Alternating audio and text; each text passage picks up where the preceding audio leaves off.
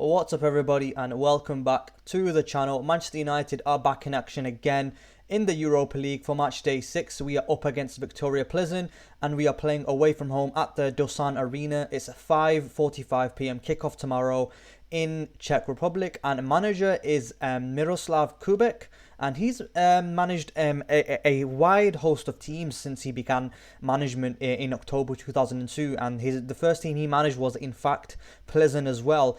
And his first kind of managerial role under Plzen, he had a win percentage of 28.95%, which isn't great, and then he managed a whole host of teams since then as well. So recently he did take over Viktoria Plzen on the 1st of July 2023, and since then he's managed 84 games. He's won 55, drawn 18 and lost 11, scoring 167 goals, conceded 72 with a plus goal difference of 95 and a win percentage of 65.48%. So he's been doing all right for Plzen for the past kind of year and a bit that he's been in charge. But yeah, in terms of some insights for the match, let's have a look at some insights for this game against Plzen. So here we are. Viktoria Plzen have lost both of their previous European games against English sides, going down 3-0 at home and 4-2 away to Manchester City in the 2013-14 UEFA Champions League. Manchester United have never won against Czech Republic or Czech opposition before, drawing 2 and losing 1, with this their first such visit since a 0-0 draw at Sparta Prague in October 2004. Viktoria Plzen are the only side yet to have a built-up attack in the UEFA Europa League this season, while Manchester United have had the most. 21 are the only side to score more than once from a built-up attack. Manchester United are unbeaten in their 5 UEFA Europa League games this season, last opening a campaign of a major European football by going 6 without a loss in the 2013-14 UEFA Champions League. And Rasmus Højlund has scored 8 major European goals for Manchester United and could be the third youngest player to net 9 such goals for the Red Devils while aged 21 or younger, after Marcus Rashford and Wayne Rooney, who both had 9 each as well. So yeah, in terms of Viktoria Plzen, they are in the Czech league, so I think they are second in the league as well. So we should take a look at the league table as well quickly. But in terms of some recent form for Viktoria Plzen, I think they have drawn 1 in their last, and they've won 4 in their last 5, and they are second in the league. So let's just take a quick look at that as well. So of course, a very interesting thing about the Czech league as well, similar to the Greek league, I think. It was another league, I forgot, but the top 6 actually go off into a championship playoff. So Viktoria Plzen are here, played 18, they've won 12, they've drawn 4, they've lost 2, scored 31 goals, conceded 13, have a goal difference of 18, and have 40 points. They are 10 points behind Slavia Prague, which is quite a lot of points, to be honest. So I don't think they'll be finishing top, but of course, like I said, the top 6 sides do go into a championship playoff. So yeah, in their past 5 league games, they have won 4 and they've drawn 1 as well. So yeah, that's Viktoria Plzen for you in terms of their league form and their recent games. In terms of their team news, they've got a couple of players out as well. Kagbongo, I think that's how you say his name, Saikoro, and Valenta, Adu, and Dorosinmi, I think that's how you say his name. But yeah, in terms of their opposition, in terms of how they're lining up, I'm going to expect them to line up in a 3-4-2-1 formation, similar to how United have been lining up under Ruben Amorim. And you've got Jedlecker in net, Douay, Markovic, and Jamelka at the back, Havel, Curve, and Kalvich and Saw as the 4 midfielders, or the Havel and Saw as the wing backs, then Sulk and Joker as the number 10s or the wingers, and then Vidra up front as well. So in terms of how they like to play in their tactics, usually, like I said, they do set up in that 3-4-2-1 formation, and obviously it's going to go to 5 at the back when they don't have possession of the ball. But in terms of their tactics, they are a serious threat to set plays, from set plays as well. So obviously Manchester United have been struggling with set plays lately. Against Nottingham Forest, we conceded a corner, and then against Arsenal, of course, we conceded 2 goals from corners as well. So in terms of the midfield as well, they are very physical and look to win the midfield battle. They form a mid-block as well when they don't have possession of the ball, and can be difficult to break down. Like I said, they've only conceded 13 goals in the league this season as well. They are aggressive in the attacking transitions, set up in a mid to low block, and they counter-attack aggressively. Very dangerous as well on the break.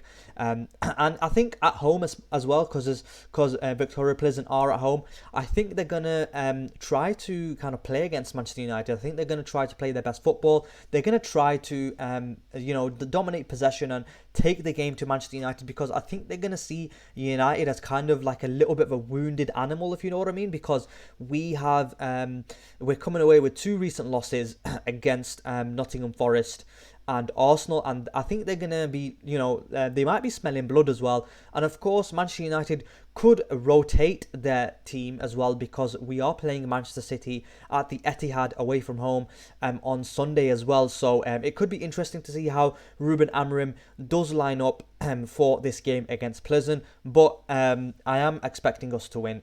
They could also rotate to different shapes as well. We could see them go to 4 at the back sometimes as well, or obviously the 5 at the back. I think this formation, the 3-4, the 3-4-2-1 is quite flexible. I think it's more flexible than other formations as well, like the 4-2-3-1, which we've seen dominate football for the past 10 to 15 years. I think the 4-2-3-1 formation is quite rigid. I think, in my opinion, it doesn't quite allow to be flexible in terms of movement and stuff. I think with the 3 at the back or a 5 at the back, I think that can easily switch to a if you're playing a 3 at the back, you can easily switch to a 5 at the back with the wing backs drop back, and then you've got a compact defensive line which is going to be difficult to break down, especially how teams are more likely to switch to that 3-2-5 in possession shape that we are seeing a lot in European football, whereby you've got that 5 up front. But yeah, in terms of their star man, I am going to have to go with Sulk, the kind of left winger inside 10 position. He is a 23-year-old Czech Republic international. This season in the league, he has scored 8 goals and provided 3 assists in 18 games. In the Europa League, he scored 2 goals and 1 assist. And yeah, like I said, he's a left winger. He's right-footed as well. And I think eventually he will move to a big European league as well. So yeah, in terms of Manchester United, let's speak about United for a little bit. Last match, we did unfortunately lose 3-2 to Nottingham Forest at Old Trafford, which was a very disappointing result and performance as well. I think we were poor defensively. Of course, individual errors really did cost us the game, and we had 2 players giving the ball away, leading to direct goals in Bruno Fernandes giving away the ball, and then Onana as well. Not giving away the ball, but fluffing his lines for that second goal that Forest scored, which was very poor. Offensively as well, we need to be doing better. We had 71% possession, but we only, we had 17 shots, 7 on target, but we only produced an XG of 1.6. And, I don't think that's really good enough to be kind of putting a side like Nottingham Forest away. I think, we need to be creating more clear-cut chances in the Premier League if we are to be moving up the league table. Against Arsenal, of course, it's the same thing, really. We had a very poor XG. We only had 6 touches in the opposition box as well. So, yeah, serious questions, in my opinion, need to be asked about our forward line. And recently, news has come out this past week that Manchester United could be looking to offload Rashford in the January transfer window or in the summer as well, and I'm not really too surprised at that. But yeah, in terms of Manchester United's team news, everyone did train at Carrington except for Luke Shaw, who is out injured.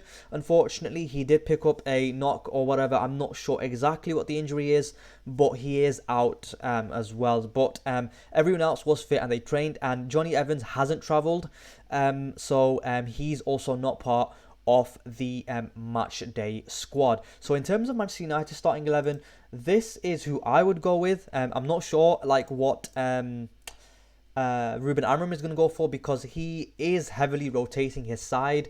So I have no idea what Ruben Amorim is going to line up with, but personally, this is what I would line up with. Obviously, Onana, I think Mazraoui needs to come back in. I think Euro looked a little bit poor against Nottingham Forest. I think his ball progression wasn't there. I think Mazraoui offers more ball progression into the final third, and I think Mazraoui did have more for the amount of time that he was on the pitch. I'm pretty sure Mazraoui had more passes into the final third than Euro did. So Mazraoui comes back in, De Ligt and Martinez at the back for me. I think I'm bringing in Antony at right wing back simply because I want to see Ahmad pushed further forward. Casemiro and Ugarte in the centre of the pitch. And the reason I've gone with Casemiro and Ugarte is because we are unbeaten in all comps when Casemiro and Ugarte have started. They started all 4 games under Ruben van Nistelrooy, and we were unbeaten. Of course, we drew against Chelsea 1-1 in the Premier League at Old Trafford, but I think we played well with Casemiro and Ugarte in the centre of the pitch. Malacia at left wing back, I think he needs to get some match fitness, and I think this is going to be a good game for him to do that. And then with the front 3, I've gone with Bruno Fernandes because he's basically undroppable and because he is captain and stuff. So Bruno Fernandes, he's definitely going to play. Ahmad in that right inside 10 position. I want to see him in that position, see what he can do, because he has been our most threatening player. He's been playing right wing back under Ruben Amorim, and under Ruben van Nistelrooy he did start right wing, and he's basically been our best player ever since Erik ten Hag left. Ahmad has been our best attacker, and it's very unfortunate why Ahmad was neglected by Erik ten Hag for the amount of time that he was there, unfortunately. But and then I've gone with Xerxes up front. So my star man for United is going to be Ahmad. He's been playing really well, like I said, last couple of games. Even against Nottingham Forest, he obviously provided that assist for Bruno to score to make it 3-2. Against Arsenal, he did come on at half time, and he was a little bit lively. I think he could have done a little bit better, but against Arsenal, the whole attacking forward line was pretty poor in my opinion. So Ahmad is going to be my star man. So in terms of how do you beat Plzen, I think obviously pace, power, strength, unpredictability.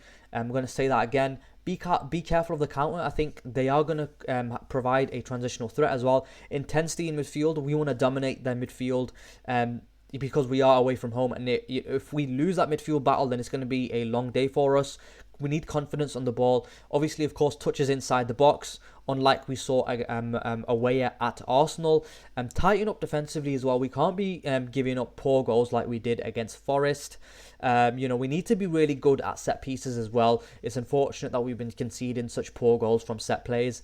And I think we have to finish our chances as well. Of course, we got to be clinical in front of goal. Our forwards necessarily haven't had the best of seasons so far.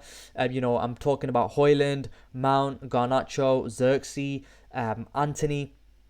I think all of them, I think they're all under a little bit of pressure in terms of if Ineos are going to rule with that iron fist like they have been recently. I think no one is safe. I think genuinely no one is safe, and possibly even like Bruno might not be safe. I'm not sure. I think Bruno has picked it up since the October international break. I think he's been all right. Obviously Ahmad has been our best attacking player, and he's been playing right wing back. So I think Højlund, Mount, Garnacho, Rashford, Xerxes, Antony. I think any one of them could leave, and I wouldn't necessarily be unhappy. A lot of Rashford's got a lot of stick this week because reports have come out that Manchester United were looking to sell this summer, and they are looking to sell in January or next summer as well. But I'm not sure in terms of Rashford. I think in terms of Rashford, I think his time could be up because he's simply not been performing in terms of providing outputs in terms of goals and assists in the Premier League. I think overall in all comps, maybe he's been all right, but I think he's been far too inconsistent for us to be sentimental about Marcus Rashford. I think sometimes his body language on the pitch, he doesn't look like as if he wants to be there. And I think his defensive output as well has been lacking in terms of his press, not just pressing high up the pitch, but also tracking back defensively as well. I think it is a little bit of a cause of concern. And and Garnacho as well, I think he's very mid, to be honest with you. And like I said, all of the other forwards as well, I think the jury is still out on them. But yeah, When the season does end and we get to the summer transfer window, it's going to be very interesting to see people's kind of preferred lineups and their preferred kind of transfer targets and stuff, and see how we line up for next season. Like, basically, in my opinion, no one is safe at this club in terms of in terms of, you know, being let go. I think the only untouchable players that I wouldn't sell are Onana, Mazraoui, De Ligt, Ugarte, Bruno, Ahmad, Yoro, and Mainu, and that's 8 players. And basically, everyone else, in my opinion, they would be I would be listening to offers for them. In other words, you know, I'd be listening to offers for them. I'd be trying to offload certain players to bring new players in. I think, you know, we might need an entirely new forward line if we are to be, you know, getting into the top half of the league and challenging for top 4 and, you know, winning the Premier League. Like, we're miles off it right now. Like, we're 13th in the Premier League. But yeah, anyway, that's a little bit of a side note. We are still here talking about Viktoria Plzen and our match against them tomorrow. So yeah, in terms of the league table, we should have a quick look at the Europa League standings. Let's just take a quick look at that. Let's just pull that up right now. So here are the standings for the Europa League. We are 12th. We are tied on points with Plzen as well with 9. We have drawn. We've won, both of us, Plzen and Manchester United, have drawn. Won 2 and drawn 3. Lost 0. So both of us are unbeaten, and both of us on 9 points, and we basically have the same identical records with regards to our matches. And we both of us, we drew our first 3 match days, then we won our previous 2.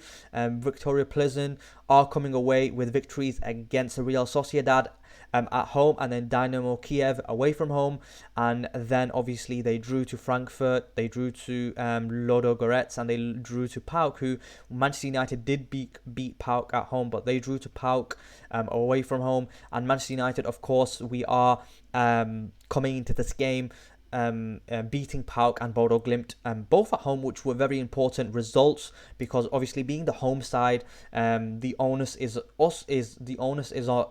us to take the game to the opposition and win the game. But unfortunately, we did draw our opening 3 fixtures of this season's Europa League, which were disappointing, because we did end up taking the lead in all of them. We were winning against Twente, we were winning against Porto 2-0, and then we were winning against Fenerbahce as well 1-0 as well, and we drew all in games. But against PAOK and Bodo Glimt, I think Bodo Glimt did take the lead, but we came back to win that game 3-2 as well. So in terms of that, the league positions in the Europa League, like, we have to be pushing up and getting into the top 8, because you know, if we were to finish in the 9th to 24th positions, we would still go through, of course, but we would go into a knockout phase playoff. You know, and then which we don't want to be doing, because it's more games for us, and we're already playing extra games with the international calendar, with the Nations League, and with the increased format of the Europa League and the Champions League as well. So we really don't want to be be finishing in the knockout phase playoff places. We want to be finishing inside the top 8 as well, and we could move into the top 8 as well, depending on other results that go our way as well, if we do pick up all 3 points against Plzen tomorrow. So yeah, in terms of my score prediction, I think we are going to beat them. I think they are weaker opposition. I think we're better than them, but like I've said that against other teams this season in the Premier League, and we've not come away with all 3 points. But yeah, I am going to go with a 2-0 win. I think Ahmad and Xerxes are going to score, and hopefully we come away with all 3 points. Anyway, if you enjoyed this preview, leave a like, comment and subscribe, and I'll catch you after the match.